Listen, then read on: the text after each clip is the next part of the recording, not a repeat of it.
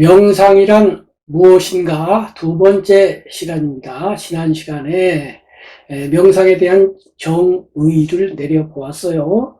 사전에서야 뭐라고 정의를 내리든 간에 제가 내린 정의는 집중과 통찰이라는 두 가지 마음의 힘을 활용하여 삶의 질을 향상시키는 수련, 수양의 기법 또는 실천, 이렇게 정의를 내렸습니다. 그래서 이제 오늘은 바로 이 정의에서의 삶의 질에 대해서 생각을 해볼 차례입니다. 삶의 품질이 있을까요? 아마 많은 분들이 있다고 생각할 거예요. 그렇다면 품질이라고 하는 것은 무엇인가요? 등급이 있다 이거죠. 삶에도 품질, 수준 높은 삶이 있고 수준이 좀 낮은 삶이 있다 이거예요. 그렇다면 어떤 삶이 품질이 높은 삶일까요? 먼저 세계보건기구 WTO에서 정의를 내린 건강에 대해서 생각을 해보자고요. WTO에서 1998년도인가요? 이런 정의를 발표했어요. 건강이란 무엇인가? 거기에 대해서 세계보건기구가 말하기를 건강이라고 하는 것은 단순히 질병이 없다 이런 정도가 아니다. 그것은 1. 신체적, 2. 정신적, 3. 사회적, 4. 영적으로 다 건강해야 된다 이렇게 됐어요. 네 가지를 들었어요. 건강하면 대체로 신체적 건강을 생각을 합니다만은, 그리고 이제 요즘은 정신과라는 것도 있어가지고 정신 건강까지도 이야기를 해요. 그런데 더 넓혀서 사회적 건강, 남과 유기적인 관계를 맺고 우호적인 관계를 맺어야 된다 이거예요. 사람은 혼자 살지 않으니까요. 그 다음에 네 번째로 영적인 건강까지 있습니다. 이 영적이란 말이 이제 명상하고 깊은 관련이 있어요. 그런데 이런 건강의 정의에는 그 배경에 뭐가 있느냐면, 제 생각에는 메슬로우라고 있죠. 에이브러햄 메슬로우, 미국의 인본주의 심리학자죠. 이 심리학자가 발표를 해서 거의 이제 정설로 받아들여지고 있는 욕구 5단계설이 이 배경에 있는 것 같아요. 이러한 연구를 수용해서 이런 건강에 대한 정의가 나온 것 같다 이거예요. 욕구 5단계설은 잘 아시다시피 인간의 욕구는 5단계로 이렇게 성장해 나간다 이거예요. 그러니까 품질이 5가지가 있는 거예요. 욕구의 성장은 곧 삶의 질의 성장이거든요. 그래서 제일 먼저 뭐냐면은 세계보건기구가 신체적 건강이라고 부르는 부분, 이것을 이제 메슬로우에서는 생리적 욕구 그랬어요. 같은 말이죠. 생리적 욕구라는 건 뭐예요? 몸이 요구하는 음식을 먹어야 한다든가, 잠을 자야만 한다든가, 충분히 쉬어야만 한다든가 하는 몸이 요구하는 그러한 것들을 만족시키는 단계가 삶의 질의 혹은 욕구 만족의 첫 번째 단계라는 거죠. 인간은 정신적인 존재이기 이전에 일단 생물학적 존재 또는 동물로서의 존재죠. 그런 존재로서 먼저 생존해야 될 거 아닙니까? 그래서 생리적 욕구, 세계보건기구의 건강 정의에 들어가면은 신체적인 건강, 이것이 첫 번째 욕구가 된다 이거예요. 그 다음에 이제 두 번째 욕구가 안전의 욕구예요. 안전의 욕구는 1번 생리적 욕구를 보호하는 울타리 같은 거예요. 생리적으로 단지 위험을 피했다 이걸로 만족할 수는 없잖아요. 그래서 위험을 피했는데 위험이 멀리서부터 오지 못하도록 저만큼 막아줘야 될 거 아니에요. 이게 주로 뭘로 되냐면 경제로 됩니다. 보험을 든다. 그럼 보험은 왜 들어요? 지금 당장 교통사고 난 건 아닌데 만일 교통사고가 난다면, 지금 당장 큰 병에 걸린 건 아닌데 만일 병이 든다면, 지금 당장 늙은 건 아닌데 만일 늙어서 행동이 불편해진다면 하고서 보험 들잖아요. 예금도 마찬가지죠. 지금 당장 먹을 게 떨어진 건 아닌데 만약 위급한 상황이 닥친다면 이래가지고 예금 들잖아요. 이것이 이제 안전의 욕구니까 넓은 의미에서 보면은 1번과 2번은 거의 중첩이 돼요. 1번에 대한 보장으로서 2번이 있는 거라고 볼 수가 있어요. 그런데 이 안전의 욕구는 3번하고도 관련이 됩니다. 3번 욕구가 이제 사랑의 욕구거든요. 세계보건기구의 정의에 따르면 신체적 건강이 다 되고 나면은 정신적 건강으로 넘어가는데 이제 정신인 거예요. 정신은 뭐예요? 정신은 사랑을 요구한다 이거예요. 이때 뭐 꼭 사랑, 애인과의 사랑만을 의미하는 것이 아니라 인간관계, 넓은 의미의 사랑. 그러니까 세계보건기구가 말하는 사회적 욕구하고도 또 중첩이 돼요. 그러나 이제 욕구 5단계설에서는 주로 정서적 욕구, 인간이 마음을 어루만져주고 위로하고 격려하고 그러면서 살아야 되잖아요. 그 사랑의 욕구, 그것이 있고, 그 다음에 이제 네 번째가 자존감의 욕구예요. 사람은 정신적인 존재로서 그냥 관계만 맺는 것이 아니라 내가 의미 있는 존재라고 남에게 인정받고 싶고 또한 자기 스스로도 그런 확신을 갖고 싶어 해요. 그래서 이것을 또 세계보건기구의 건강 정의로 가져가면은 이것이 사회적 욕구하고 또 통하는 거예요. 사회 속에서 내 역할이 분명하고 인정받는 사람, 이런 사람이 되고 싶다 이거죠. 그 다음에 이제 5번째 욕구가 자아 실현의 욕구인데, 자아, 나 자신을 자아라고 그러죠. 실현은 뭐가 된다는 건데 내가 나 된다 이거예요. 내가 나 된다? 말은 좀 어렵다면 어렵습니다만은 대부분 자기가 자기답게 못 살죠. 아까 말한 이제 사회적 욕구에 부응하다 보면 남들이 요구하는 거 있어요. 내 마음에 안 드는데 거기에 맞춰주다 보면은 이른바 퍼소나, 페르소나, 가면을 쓰게 돼요. 나는 그렇게 하고 싶지 않은데 사회가 요구하는 얼굴로 변장을 하게 되는 거죠. 그러면 진짜 나와 남에게 보여지는 나 사이에 이렇게 거리가 생기고 그 거리는 나를 불편하게 하죠. 근데 자아실현자는 그렇지 않죠. 내가 나답게 그냥 행동하는 거예요. 안과 밖이 같은 거예요. 시원하고 떳떳하고 당당하죠. 근데 그렇게 되기가 상당히 어렵습니다. 그래서 이 자아실현자라고 하는 사람들은 매슬로우는 이제 원래 이 자아실현을 목표로 이렇게 연구를 했어요. 그래가지고 자아실현자를 36명을 골랐어요. 주로 역사적인 인물, 업적을 남긴 인물들이지만은 자기 주변에 실제로 있는 사람도 참고를 했다고 합니다. 예를 들면 링컨이나 뭐 이런 사람들이에요. 그런 사람들의 자료를 가지고 자아실현자는 16가지 성격적 특질이 있다 해가지고 이제 분석을 했어요.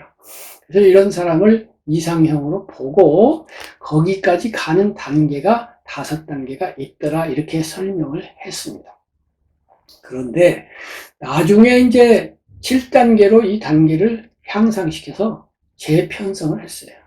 그런데 그것은 이제 잘 알려져 있지도 않고 많이 받아들여지지 않고 이 5단계로 된 욕구 5단계설이 대중에게 많이 받아들여져 있어요. 그런데 이제 20세기 후반에 들어오면서 6번째 욕구가 있다라고 하는 것이 또 이제 거의 합의가 됐어요.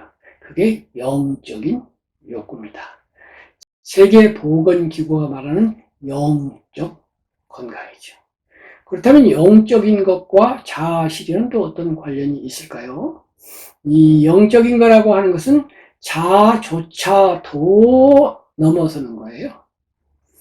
불교에서 말하는 무아죠, 무아. 이 나라고 하는 것은 건강하게 이렇게 세워서 자아실현을 해야 돼요. 충족을 시켜서 내가 나답게 돼야 되는데 정말로 또 향상을 하려면 실컷 나답게 한 나를 비워야 돼요.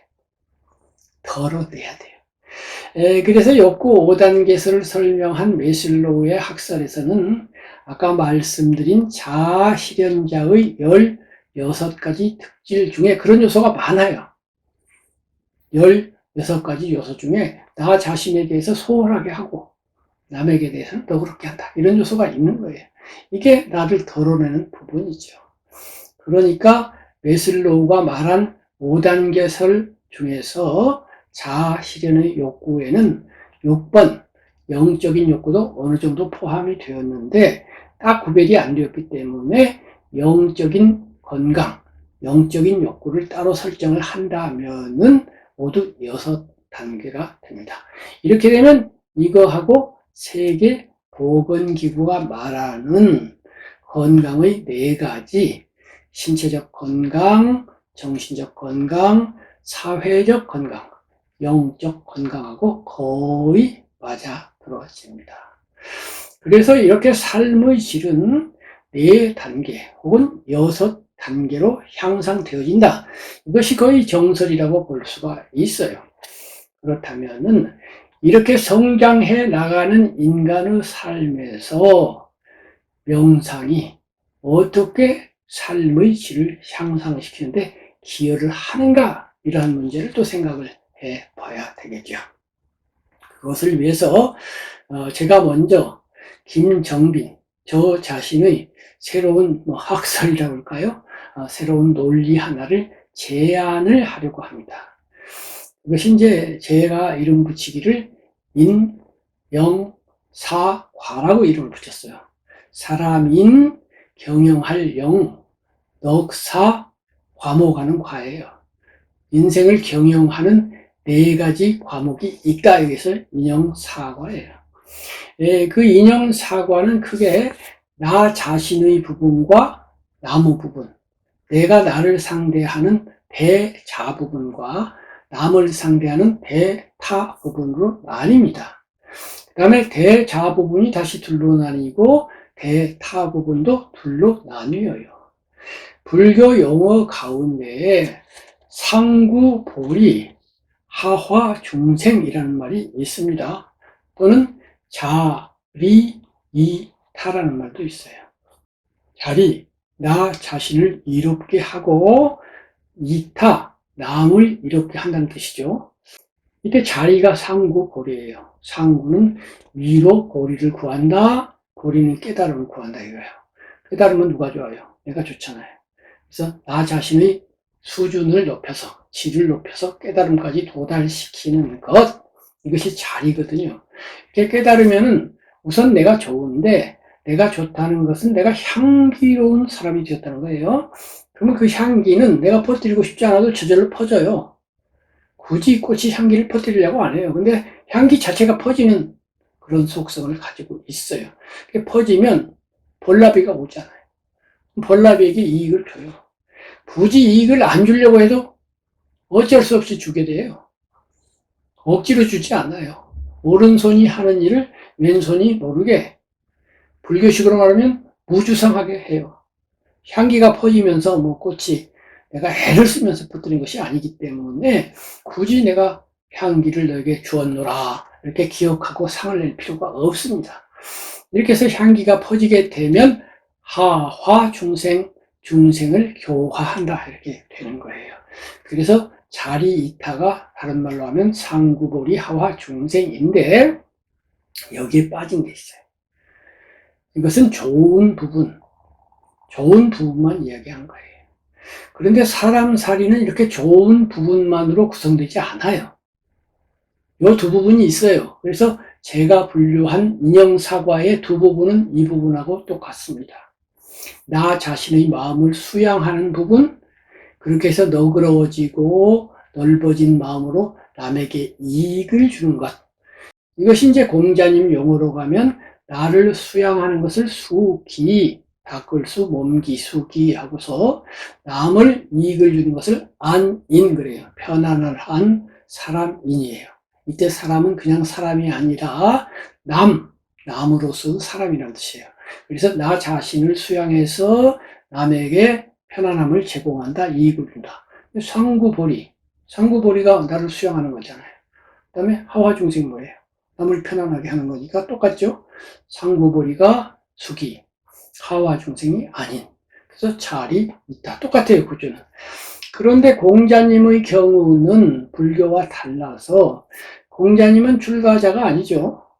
물론 출가자처럼 가족을 거의 등한시하고 이 세상을 위해서 사시긴 사셨습니다만은 결혼도 하셨고 또 그 밑에 제자들도 다 결혼한 분들이 많았죠. 그러니까 세속살이도 했어요. 벼슬 하려고 또 돌아다녔고 돈도 필요해서 돈도 쓰셨고 그래요. 그러니까 부처님하고는 달라요. 부처님은 세속살이를 안 하세요. 돈 같은 거 관련이 없습니다. 권력 아무런 관련 없어요. 벼슬살이 전혀 관심 없어요. 부처님 제자들, 제가 신자는 그렇지 않지만은 스님들 다 똑같죠. 그러니까 아예 세속사를 떼어내고 출세속사만 관심을 가진 부처님과 달리 공자님은 세속사도 하셨으니까 이 두 가지만 갖고 안 돼요. 숙이 아닌만 갖고 안 되고요. 세속사도 있어야 돼요. 그렇긴 한데 공자님이 이것을 또 딱 분별하지는 않으셨어요. 숙이 아니는 분별하셨는데 그 세속사는 어떻게 해야 되는지는 여러 가지 말씀은 하셨지만 이렇게 딱 두 단어 네 글자로 분별하지는 않았어요. 그래서 제가 분별을 한 겁니다. 세속사 부분을 두 가지 추가를 한 건데 그것이 뭐냐면은 배능 경인이에요. 배, 기른다 이거예요. 배양한다. 능력을 배양해요. 나 자신 입장에서는 능력을 배양해서 경인 밖으로 나가요. 나가서 다툴 경자예요. 경쟁한다 이거예요. 사람과 경쟁해. 이 부분 능력을 키워서 남과 경쟁하는 부분이 부처님 가르침에는 없습니다. 이때 능력을 키운다는 것은 예를 들면 학교에서 성적을 잘 받는 것, 국어를 잘 해가지고 언어 능력이 뛰어나진다든가 수학을 잘 한다든가 영어를 잘 한다든가 과학을 잘 한다든가 이렇게 공부를 많이 해서 지식을 누리는 것, 또 신체를 강건하게 해서 체력적인 능력을 기르는 것, 기타 능력은 많아요. 사회적 능력도 있어요. 대화의 능력도 있어요. 기타 여러 가지 능력을 길러요. 그 능력 중에는 상당 부분 남과 경쟁 관련 없는 것도 있긴 있어요. 내가 건강해져서 꼭 남과 달리기 해서 1등 하려고 그런 것도 아니고 남과 씨름해서 이기려고 그런 것도 아니고 그냥 건강하는 거예요. 그럼 건강하면 나에게 그냥 적고 끝나는 것도 있는데 어떤 부분은 그렇게 배능을 해가지고 밖에 나가서 남과 필연코 경쟁해야 되는 부분이 있지요. 그것이 세상에서 사는 출가 스님이 아닌 보통 사람들의 삶이죠. 그 경쟁 부분을 부처님은 말씀을 안 하세요. 이타, 남에게 이롭게 하여라, 혹은 하화 중생, 남을 돕기만 하여라, 이렇게 했지, 남과 경쟁해가지고 정당하게 쟁취할 것 쟁취해. 물론 그렇게 제가 신자에게 말씀은 하셨지만은 강조점을 두지는 않았어요. 그래서 제가 이제 보통 사람을 기준으로 삶을 네 가지로 분별을 해서 한편으로는 나 자신의 능력을 키워서 남과 경쟁을 한다. 이때 경쟁은 넓은 의미에서는 투쟁까지도 포함이 돼요. 경쟁이라고 하는 것은 공통의 룰 아래에서 내가 누군가와 경쟁하는 거예요.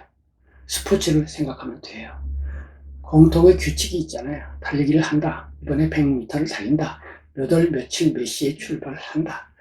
이 선에서 똑같이 출발한다. 심판이 땅 하고 총을 쏘면 그때 달리기 시작한다. 제일 먼저 들어온 사람을 1등으로 한다. 이런 거예요.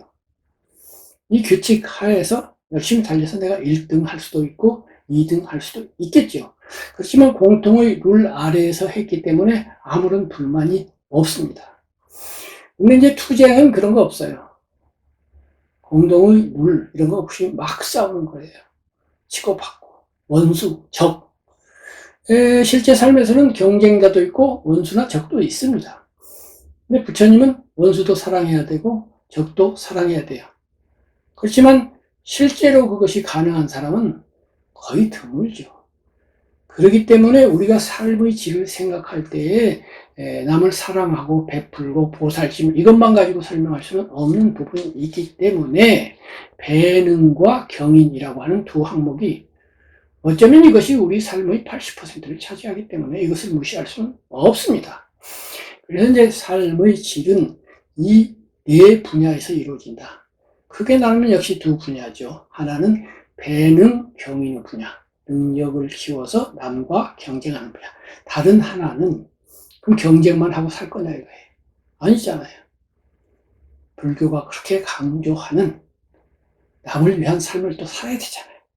그때 이제 숙이 아닌, 공자님 용어로는 나를 수양해서 남을 편안하게 한다 이렇게 되는 거고, 불교 용어로 하면 상구보리에서 하화중생 내지는 자리에서 있다 이렇게 되는 거죠. 이렇게 해서 이제 삶의 질은 이 관점에서 고찰을 해 보아야 합니다. 순서적으로 볼 때에는 세속사에 속하는 배는 경인이 먼저죠. 우선 남도 살아야지 남을 도울 거 아닙니까? 그래서 우선 배능과 경인에 있어서의 삶의 질은 어떻게 이루어지는가, 이것을 생각해 보아야 하고, 그 다음 단계로서 그것이 어느 정도 됐다 그러면 이제 숙이 아닌 나를 수양해서 남에게 이익을 주는 사람이 되는 차원까지, 그 차원이 더 높아요. 1인분으로서 나의 몫을 다하는 것 좋은데 1인분하고도 남아 1.5인분이 됐어요. 그래서 남는 0.5인분 가지고 아까 말씀드린 향기를 퍼뜨리는 꽃과 같은 그런 아름답고 우아하고 고상한 그런 삶을 살아야 될 거 아닙니까? 부처님처럼 2.0이 되면 더 좋겠죠. 2.0 이상은 없습니다. 제가 말하는 2.0이라는 것은 자기 몫의 1.0을 다 하고 여분이 또 1.0이 된다는 거예요. 그래서 그 남는 1.0 가지고 내 몫의 1.0을 상쇄해서 없애버려요. 이것이 이제 무아이고 공입니다. 아까 자아실현자가 1.0이라고 하면 영적인 욕구는 1.0인 나 자신을 덜어내는 거예요. 겸손하게 점점 비워내는 거죠. 그래서 0.9, 0.8로 내려가요. 그러니까 0.9, 0.8이라는 건 두 가지가 있는 거예요. 아예 부족한 0.9, 모자란 0.9가 있고 1.0, 건강하게 된 상태에서 비워나가는 차원 높은 0.9가 있어요. 그러니까 이것을 다른 말로 하면 0.9 이퀄 1.1인 거예요. 0.8 이퀄 1.2. 그럼 제로. 나를 다 비웠어요. 제로가 되면 그것이 2.0이죠. 내가 없어요. 그러니까 그게 공일 수밖에 없잖아요. 이렇게 해서 현재 삶의 질은 먼저 세속적인 성취부터 하고 그 다음에는 영적인 성취를 하게 된다 이렇게 됐어요. 그래서 오늘은 이렇게 인형사과, 사람의 삶은 나 자신의 능력을 길러서 남과 경쟁하는 세속 부분, 여기에서부터 시작을 하고 거기에서 1.0 내 몫을 다하는 데까지 가는 건 좋은데 거기에서 멈추지 않고 마음을 더 넓히고 더 수양하고 더 수행해서 2.0을 향해 나간다 이렇게 됐어요. 그래서 이제 명상이라는 것도 크게 보면 두 가지로 나눌 수가 있는 거예요. 0.5, 즉 1.0이 못 되는 상처받은 마음, 부족한 마음이 1.0이 되기까지의 명상. 이걸 주로 힐링 명상이라고 해요. 힐링이라는 건 마음이 상처받았다는 뜻이고 상처받았다는 것은 마음이 1.0, 1인분이 못 되어서 0.9인지 0.8인지 몰라도 좀 줄어들었다는 거예요. 그래서 줄어들는 단계는 굉장히 여러 가지가 있겠습니다만 대표적으로 그냥 0.5를 대표로 삼아 보자고요. 그래서 1.0이었던 마음이 상처를 받아서 0.5가 되었을 때 그것을 1.0으로 회복시키는 것, 이것이 이제 힐링이고 치유잖아요. 그래서 이런 치유로서의 명상이 있어요. 그런데 이제 1.0이 됐어요. 건강해졌어요. 거기서 멈춰도 되겠습니다만 더 앞으로 나가면 좋잖아요. 마음을 더 넓히고 더 너그럽고 더 훌륭하고 더 영적으로 성숙된 그러한 상태로 나가야 될 거 아닙니까? 세계보건기구의 건강 정의로 말하면 영적인 건강을 향해 나가는 것이고 메슬로우의 욕구 6단계설의 6단계 영적인 욕구로 나가는 그런 단계가 되는 거죠. 그것이 이제 본 명상입니다. 본격적인 명상인 거예요. 그래서 명상은 크게 힐링 명상과 본 명상으로 나뉜다고 볼 수가 있습니다. 오늘은 여기까지 말씀드리고 그 자세한 내용을 또 다음 시간에 이어서 말씀을 드리도록 하겠습니다.